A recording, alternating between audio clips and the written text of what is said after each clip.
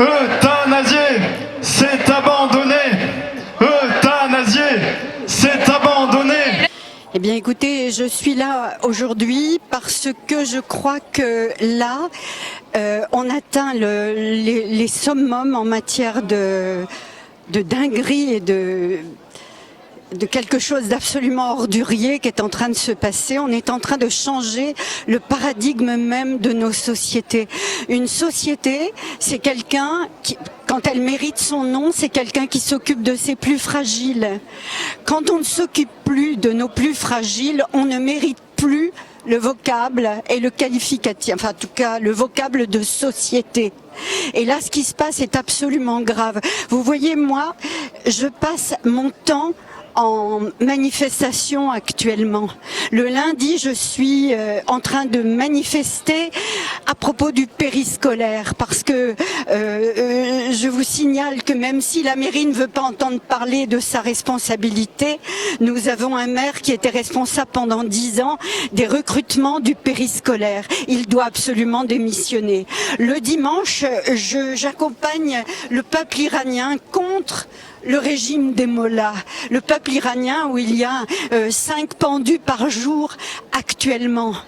Et aujourd'hui, comme mardi dernier, j'accompagne ceux qui veulent vivre et qu'on a décrété qu'ils étaient éligibles pour être assassinés légalement parce que il faut arrêter d'utiliser les mots qui ne sont pas les vrais mots. Appelons un chat, il s'agit d'assassinat légalisé. L'autre jour, j'étais avec Mathieu, qui est handicapé moteur, et nous étions pour le regroupement des éligibles, c'était mardi dernier, et il a hurlé sur scène, il a hurlé quelque chose que j'entends encore dans mon cœur et dans mes oreilles aujourd'hui encore, il a hurlé « Je veux vivre ». Et c'est insupportable que des députés puissent voter une loi scélérate comme celle-ci. Je vous en supplie, reprenez votre bon sens. On ne tue pas légalement. Vous allez mettre en déséquilibre tout ce qui fait le fondement de notre société. Notre société, c'est une humanité pour la vie, pas pour la mort. Ça suffit et j'espère que vous aurez un sursaut de sagesse et que toute loi pour soi-disant, alors on n'utilise pas euthanasie parce que les nazis l'utilisaient, on veut utiliser l'aide à mourir, mais aidez-les à vivre, aidez-nous à vivre, pas à mourir. Mais les patients, quand ils sont dans des soins palliatifs, ils n'ont pas envie de mourir. Moi, j'ai accompagné ma belle-sœur, je vous assure, elle était en soins palliatifs. Elle n'avait plus de souffrance parce qu'elle était prise en charge. Et je me souviens de ces derniers temps où je lui ai dit, mais qu'est-ce qui te ferait plaisir, vraiment, enfant-fille? Et elle m'a dit, tu sais, j'avais un kabyle à côté de chez moi, un restaurant kabyle qui fait le meilleur des couscous. J'aimerais tellement encore manger un couscous. Ni une ni deux, je suis allée voir le restaurateur qui m'a pas filé des barquettes, il m'a filé les marmites. Et je suis revenue à l'unité de soins palliatifs. J'avais acheté une nappe merveilleuse, etc. Et on avait mangé. Elle était heureuse. Elle avait mangé de nouveau un couscous alors qu'elle ne mangeait plus le couscous de son ami kabyle et elle s'est régalée. Elle est morte parce que de toute façon elle était condamnée, elle avait un cancer et un cancer mauvais quoi et en fait elle a mangé 15 jours plus tard, elle est partie, mais le bonheur qu'elle avait de ne plus souffrir et d'avoir vécu ces derniers moments-là, et je m'en souviendrai toujours. Je crois que on se rend pas compte, mais les soins palliatifs sont la réponse à donner aux gens qui souffrent. Quand on ne souffre plus, on n'a plus envie de mourir. Et franchement, pour les gens qui sont les aidants, les accompagnants, je vous assure que donner de l'amour à ces gens qui souffrent, eh bien, je peux vous assurer que quand ils reçoivent cet amour-là, ça leur permet d'avoir encore envie de vivre. C'est pour ça que quand j'ai aidé beaucoup de gens qu'on appelle les mourants, moi je les ai toujours appelés les vivants, parce qu'ils sont vraiment bien vivants, ils ont envie de vivre et ils nous en donnent des leçons de vie. Alors ça suffit, cette loi est une loi scélérate. Ne la laissons pas passer.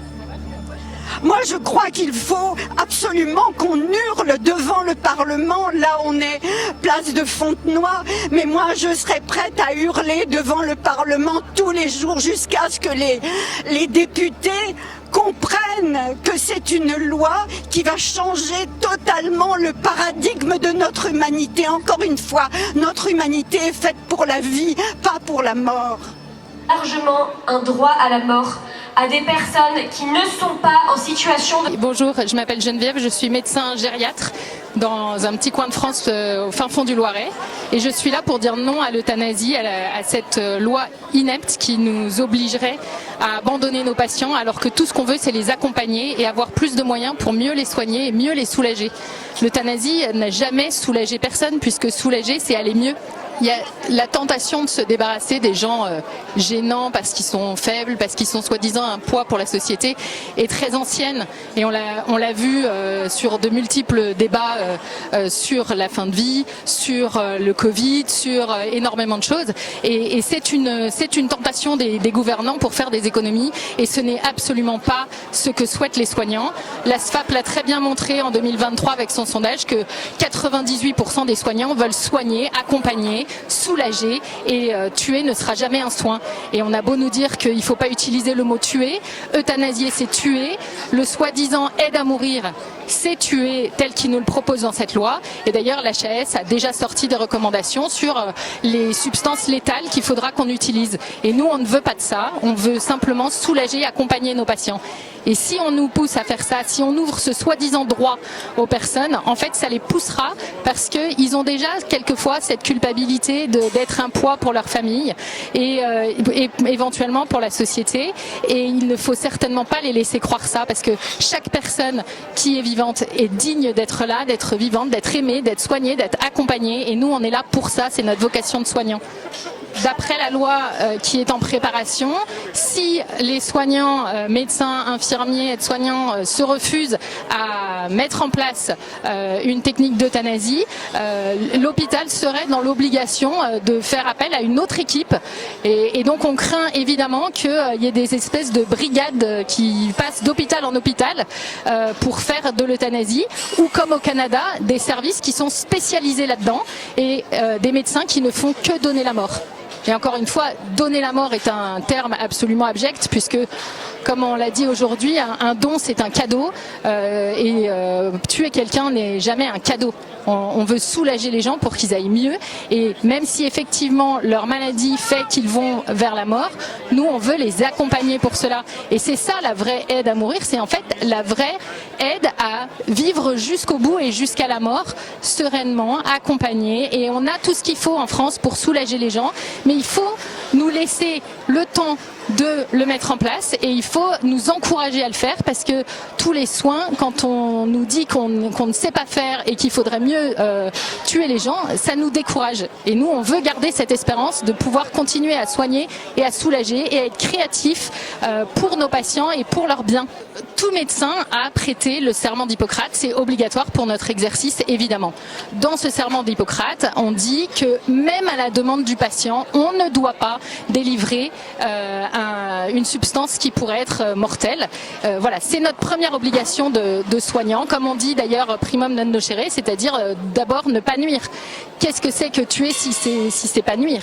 Et donc, si un médecin fait ça, normalement, le Conseil de l'ordre doit faire une sanction envers ce médecin, c'est ce qui a déjà été fait d'ailleurs, parce qu'on ne respecte pas notre serment d'Hippocrate et notre code de déontologie. C'est donc complètement incompatible avec ce projet de loi qui, encore une fois, veut écrire dans le marbre de la loi quelque chose qui est incompatible avec d'autres lois et d'autres règles de déontologie. Donc nous ne le ferons pas et personnellement, même si la loi passe, évidemment je ne le ferai pas et je serai toujours là pour mes patients, pour leur bien et pour les soulager. Et effectivement, c'est mettre le chaos dans le système de soins, ce qui est déjà en cours d'ailleurs et on voit les résultats très concrètement au jour le jour.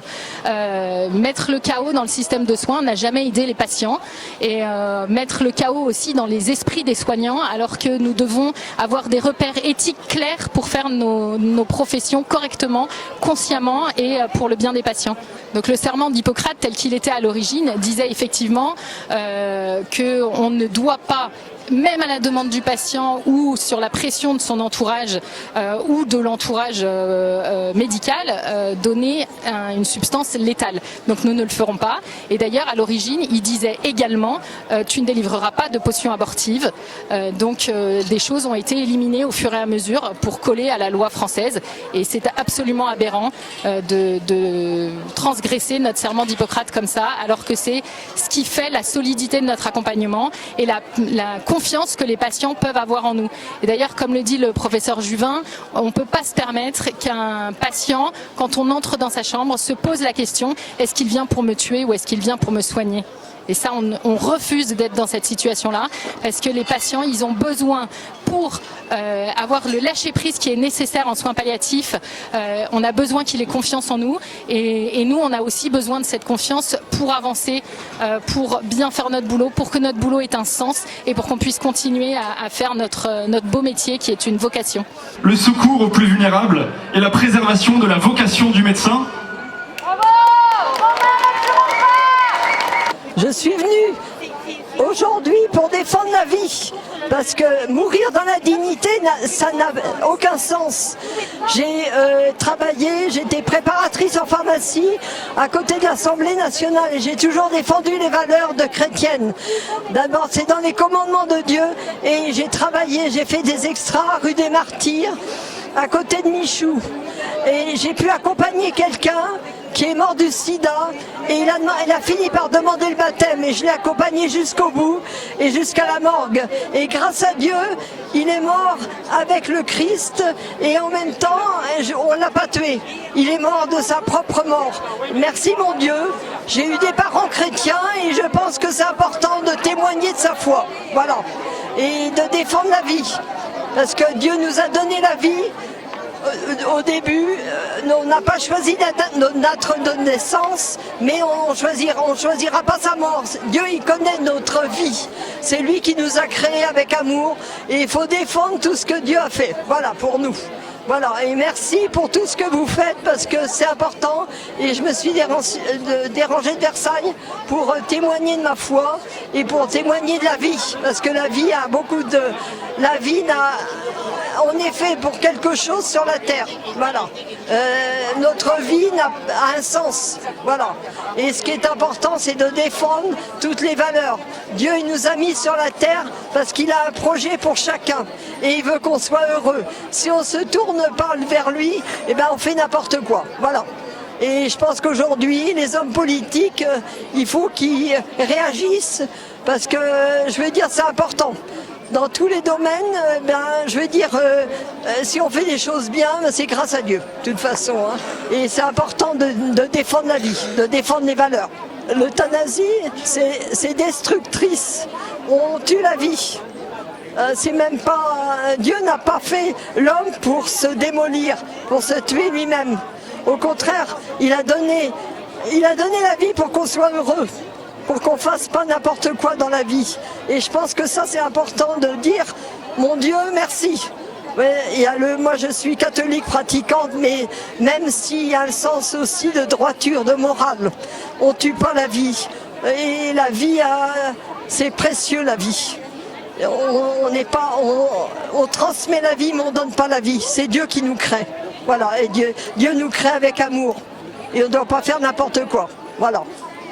Et merci pour ce que vous faites parce que je me suis dérangée pour montrer que la vie a un sens. Voilà.